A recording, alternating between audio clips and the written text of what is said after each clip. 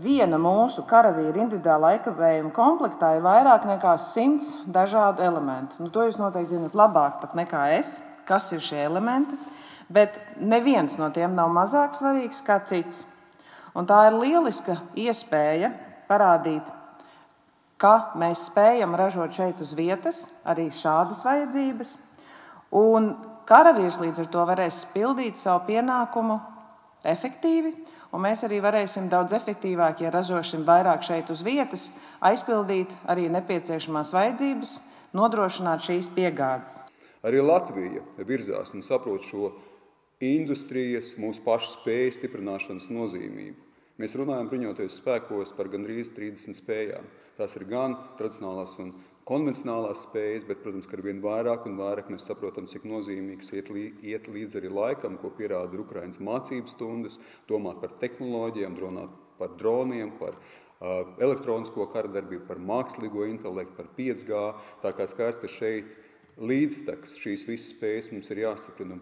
Ir noslēgti līgumi un NBS tuvākajos gados saņems jaunas modernas spējas, kā reaktīvā artilērija, vidējās darbības, pretgaisa aizsardzība, pretkuģu raķetes un citas. Ir audzis gan skaitliski, gan arī kvantitatīvi un kvalitatīvi NBS personāla sastāvs, ienākot arī bruņotajos spēkos valsts aizsardzības dienestam. Jā, mums ir jābūt, jāražo vairāk, jātaisa vairāk, lētāk, efektīvāk.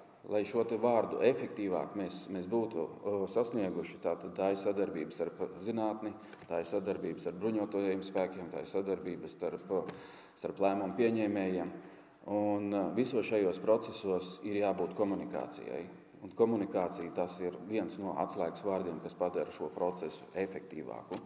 Un tas ir veids, kādā veidā mēs varam sasniegt rezultātus.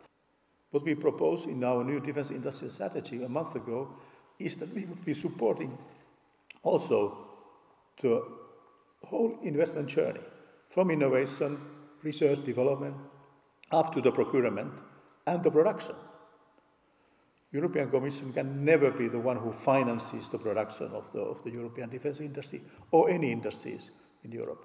But we can give support, a carrot money, to loopholes in the value chains, like we are doing with this ammunition support, where Latvia has been actively participating, and I know that Latvia is the leader of so-called drone coalition, we referred to earlier in the Ramstein concept, and we are working together to look for opportunities in Europe, how to increase the drone production, to help Ukraine, but also to defend ourselves against the aggressor.